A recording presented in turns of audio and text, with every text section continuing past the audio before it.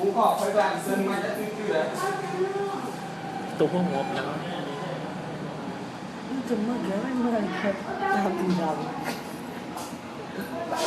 Anh dọn vừa mưa bên đây. Tổ game là ẩm xong mình lại lười bây giờ gió chứ mà CXO Greenish. cắt chân ra trong quay bay mò còn tờ bay thì đành việc toàn bạn anh nhớ được vẽ mai chăng à mà riêng mọt lại nhé vâng ạ thơ thơm nhỉ bên mình cái bên đôi thưa ông anh thầy thì anh kịch thưa đã thì bay lên cao thầy kêu chán qua đấy sao giàu kêu chán mớn xia oi lên anh mặt trời không tóc luôn ra rồi tịch về bỏ bài nhặt xuống Gak seru berdepan anh mình cười thà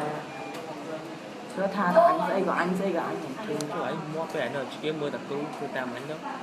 anh đừng khăng anh cười anh con mà thà anh là nhẹ nhàng hãy cũng mua này anh gọi anh bên ngoài trắng xua mì xua ghê một quả này chỉ anh không cho là nhóm có bên ngọt để anh biết trả xe mà chứ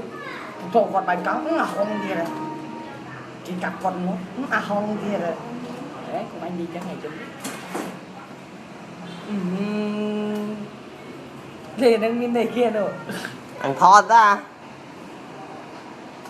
không anh chỉ có tổ bị trơn này bị ọt váy xài lứa lưng này đưa rồi là đưa ôi bật đấy anh trời đây nghe lên đang bán này kia tao mà anh số bay một anh phương thọt Hải Linh chẳng Hải Linh đặt lại 45 đúng không? rồi mà bật tiền đi bảy mấy chân Ồ đọc chim nữa phòng nát ai mà còn tôi với cha rồi anh đánh tôi đi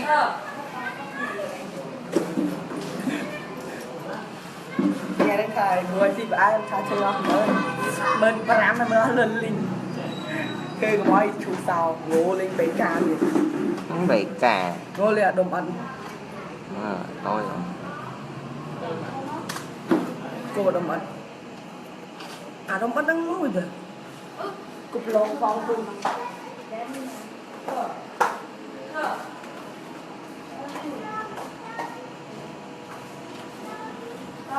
ai pha đi bắt đầu ôi còn em chọc em đây chụp sang cái thằng ra lại có cái này không ra ra rồi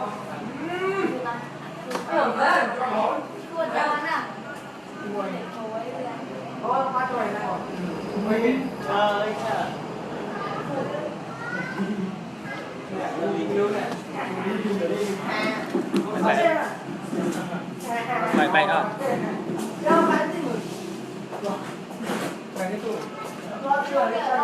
Samsung lia cao à thưa còn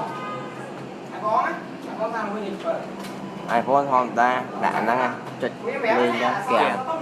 kèo hành lụt anh ấy ọt kèo lụt hết thọt mà bán một version tiệm và version 5 lần nữa này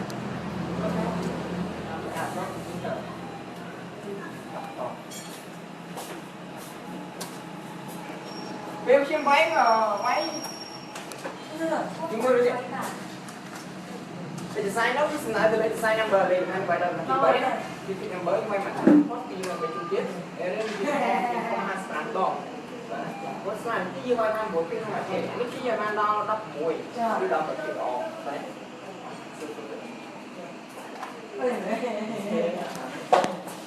số lượng ăn đấy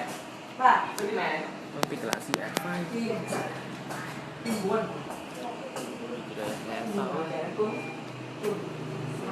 cái này một sai một đâu để phải cạnh này mùi đó đều phải cạnh tại đấy dương ở chúng ta hẹn ra rồi